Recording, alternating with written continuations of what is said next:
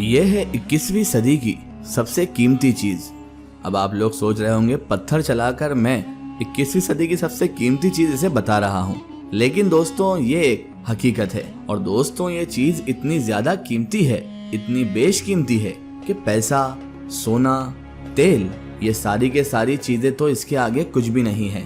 और इस चीज को हासिल करने के लिए सारी दुनिया की सुपर पावर कंट्रीज अभी जद्दोजहद में लगी हुई हैं और कुछ भी कर सकती है। लेकिन दोस्तों अगर मैं आपको बताऊं कि इस रेस का जो अंत है, जो ये रेस लगी हुई है इस चीज को हासिल करने की, इसका अंत बहुत ही भयानक और बहुत ज्यादा खतरनाक है, तो आप लोग भी सोचने पर मजबूर हो जाएंगे। बज़ाहिर मामूली सा पत्थर नजर आने वाली दोस्तों ये जो चीज है, शायद एक ऐसी जंग का सबब बनने वाली है, एक ऐसी जंग की वजह बनने वाली है जो कि सिर्फ किसी एक देश को नहीं, दो देश को नहीं, बल्कि पूरी दुनिया को अपनी चपेट में ले लेगी। और दोस्तों ये कोई मामूली जंग नहीं होगी, बल्कि ऐसी जंग होगी जिसके बारे में कई विशेषज्ञ, कई भविष्य जानने वाले भी हमेशा से आगाह करते हुए आ रहे हैं। कई एनालिसिस करने वालों ने भी कहा है कि ये जो जंग होगी ये बड़ी भयानक और खतरनाक किस्म की जंग होगी। वर्ल्ड वॉर 3 इस विश्व युद्ध की सबसे बड़ी वजह दोस्तों शायद यही होगी। आखिर क्या है ये चीज जिसको हासिल करने के लिए सारी के सारी दुनिया के जो मुल्क हैं वो अपने आप में आपस में ही लड़ पड़ेंगे। दोस्तों क्या आप जानते हैं कि वो क्या चीज है जिससे हमारी सारी टेक्नोलॉजी गैजेट्स जैसे मोबाइल, कंप्यूटर, टीवी, वेपन्स और बिजली से चलने वाली गाड़ियों की बैटरीज बनती हैं? वो है जमीन में पाई जाने वाली एक बहुत ही नायाब धातु जिसे कहते हैं दोस्तों लिथियम।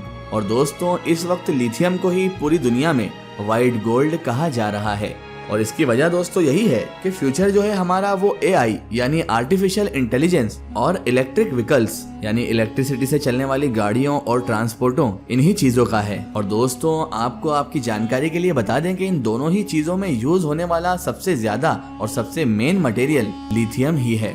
अगर हम दोस्तों यूनाइटेड स्टेट ऑफ अमेरिका की बात करें, यानी अमेरिका की अगर हम बात करें, तो वहाँ पर इलेक्ट्रिसिटी व्हीकल की हर साल 40% मांग बढ़ रही है। और प्रेसिडेंट बाइडन ने हाल ही में ये टारगेट दे दिया है कि 2030 में जितनी भी जो गाड़ियां हैं जो अमेरिका में बेची जाएंगी उनमें से 50% तो इलेक्ट्रिक कार ही होंगी। जैसे जैसे इलेक्ट्रॉनिक पर दुनिया का डिपेंडेंसी बढ़ते जा रही है, दुनिया उस पर निर्भर होती जा रही है, वैसे वैसे रिचार्जेबल बैटरीज की डिमांड भी दोस्तों बढ़ती ही जा रही है। और इसके नतीजे में दोस्तों होगा ये कि सारे बड़े बड़े जो देश हैं उनके बीच में लिथियम के रिजर्व तलाश करने की जो भाग दौड़ है वो भी बढ़ती जा रही है। इसके भंडार तलाश करने के लिए सारे देश ही रेस में भाग रहे हैं। अब दोस्तों यहाँ पर सबसे बड़ा सवाल ये पैदा होता है कि इस बढ़ती हुई लिथियम की डिमांड की वजह से एक वर्ल्ड वॉर आखिर कैसे छिड़ सकता है। आप लोग भी यही सोच रहे होंगे और कुछ लोग हैरान भी होंगे कि इस लिथियम की बढ़ती डिमांड से आखिर वर्ल्ड वॉर कैसे छिड़ जाएगा। और दोस्तों यही सवाल हमें लिथियम से जुड़े एक फंडामेंटल मसले की तरफ लेकर चला जाता है, जिसे हम इंग्लिश में कहते हैं स्कार्सिटी, यानी किसी चीज की शॉर्टेज होना, किसी चीज की शदीद कमी हो जाना। दोस्तों अगर बात करें हम लिथियम के बारे में, तो ये कोई रेयर या नायाब धातु नहीं है और ये जमीन में बहुत सारी जगहों पर पाया जाता है। लेकिन दोस्तों यहाँ पर असल मसला इसको जमीन से निकालने का है, जो कि बहुत ज्यादा मुश्किल और बहुत ज्यादा एक्सपेंसिव वाला काम है, यानी बहुत ज्यादा महंगा काम है। इस वक्त पूरी दुनिया में सबसे ज्यादा लिथियम के रिजर्व जो हैं वो ऑस्ट्रेलिया, चिली और बोलिविया के पास है। और चौथे नंबर पर दोस्तों चाइना आता है। चाइना ही दुनिया का 80% लिथियम प्रोड्यूस कर लेता है और इलेक्ट्रिक कार्स की बढ़ती हुई डिमांड को पूरा करने के लिए बहुत एक्टिवली दूसरी कंट्रीज में लिथियम रिजर्व बनाने में मगन भी है, जिनमें अफ्रीका के बहुत सारे कंट्रीज भी शामिल हैं। इसी तरह चाइना की नजर अफगानिस्तान के लिथियम रिजर्व पर ही है और उनको हासिल करने के लिए वो अफगान गवर्नमेंट के साथ ऑलरेडी टाई अप भी कर चुका है। 2030 तक चाइना कम से कम 100 और लिथियम प्लांट्स लगा चुका होगा। और उसका दोस्तों सीधा सीधा मतलब यह है कि दुनिया की 85% लिथियम बैटरीज चाइना बना रहा होगा। और इसके हिसाब से दोस्तों अगर बात करें हम इकोनॉमी क्षेत्र की, तो चाइना 2030 तक दुनिया की सबसे बड़ी इकोनॉमी बन चुका होगा।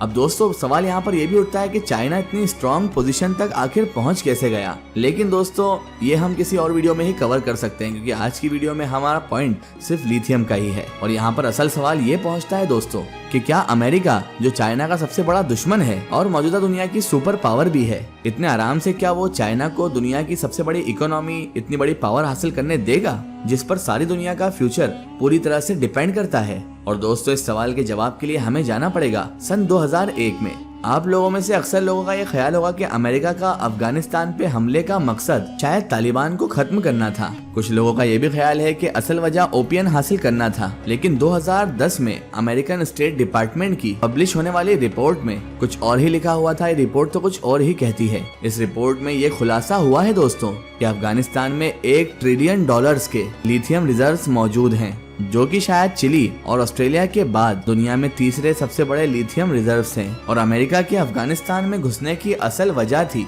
यही लिथियम रिजर्व्स, क्योंकि इस वक्त अमेरिका के पास रिफाइंड लिथियम के सिर्फ 8% ही रिजर्व्स बचे हैं। और इलेक्ट्रिक कार्स की डिमांड को पूरा करने के लिए अमेरिका को लगभग 5 लाख मीट्रिक टन लिथियम की जरूरत है। और दूसरी तरफ ही अमेरिका के अफगानिस्तान से जाने के बाद चाइना ऑलरेडी अफगानिस्तान पर नजरें गाड़े बैठा है। इसीलिए चाइना ने अफगान तालिबान से बातचीत करके ये मामला भी सुलझा लिया है और अफगानिस्तान के लिए बड़े बड़े पैकेजेस अनाउंस करके उसने अफगानिस्तान को अपने अंदर ले लिया है। और अब वो अपना षड्यंत्र रचने वाला है, क्योंकि दोस्तों चाइना की नजरें भी उस व्हाइट गोल्ड पर ही मौजूद है जो फ्यूचर में दुनिया की पूरी तरह से तकदीर ही बदलने वाला है और चाइना को एक सुपर पावर भी बनाने वाला है। इसीलिए बहुत सारे एक्सपर्ट्स के मुताबिक अफगानिस्तान से अमेरिका का निकल जाना ठीक ऐसा ही है जैसे अमेरिका ने अपने हाथ से खुद ही फ्यूचर की सुपर पावर सीट चाइना को दे दी हो।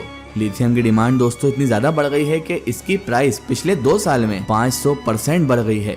ये बढ़ती हुई डिमांड और बढ़ती हुई प्राइस की असल वजह यही है दोस्तों कि हर बड़ा मुल्क, हर बड़ी कंपनी अब लिथियम में ही इन्वेस्ट करना चाहती है और लिथियम को ही हासिल करना चाहती है। दुनिया में सबसे ज्यादा इलेक्ट्रिक कार्स बनाने वाली कंपनी टेस्ला के मालिक एलॉन मस्क ने हाल ही में अपनी ट्वीट में ये भी कहा है, लिथियम की इस तरह बढ़ती हुई प्राइस का यही मतलब है कि टेस्ला को लिथियम माइन करने के लिए भी खुद ही मैदान में उतरना पड़ेगा। और दोस्तों इस सारी ही सूरत हाल को देखते हुए, सारे हालात को देखते हुए ऐसा ही लगता है कि अमेरिका खुद को इस वक्त शायद उसी पोजीशन पर ले आया है जिस पोजीशन में 1941 में जापान कंट्री हुआ करती थी और उसने पर्ल हार्बर पर हमला कर दिया था।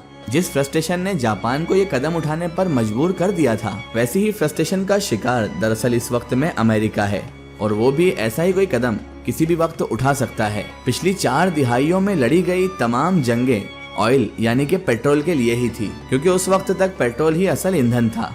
लेकिन अब दोस्तों जैसा कि हम आपको इसी वीडियो में पहले बता चुके हैं कि फ्यूचर तो बिजली से चलने वाली चीजों पर ही डिपेंड है, तो इट इज वेरी नेचुरल कि अगली जो जंगें होने वाली हैं, जो वॉर होने वाले हैं, तो वो रिचार्जेबल बैटरी को पावर करने वाले मेटल यानी कि लिथियम को हासिल करने के लिए ही होंगी। और न्यूक्लियर टेक्नोलॉजी के इस दौर में दोस्तों जंग का मतलब क्या होगा, शायद ये बात तो मुझे आपको बताने की जरूरत भी नहीं है, आप खुद समझदार हैं और आप समझते हैं। फिलहाल दोस्तों आज की हमारी वीडियो में बस इतना ही। अगर ये वीडियो आपको पसंद आई है तो इसे ज्यादा से ज्यादा शेयर करें और इसे अपने फ्रेंड सर्कल, अपने रिश्तेदारों तक जरूर पहुंचाएं। इसी तरह की इन्फॉर्मेटिव और हिस्टोरिकल वीडियो के लिए हमारे चैनल को सब्सक्राइब कीजिए और पास में दिए गए घंटी के आइकन को जरूर दबाएं ताकि हमारी आने वाली हर नई वीडियो की नोटिफिकेशन आप तक पहुंचती रहे। जय हिंद, वंदे मातरम।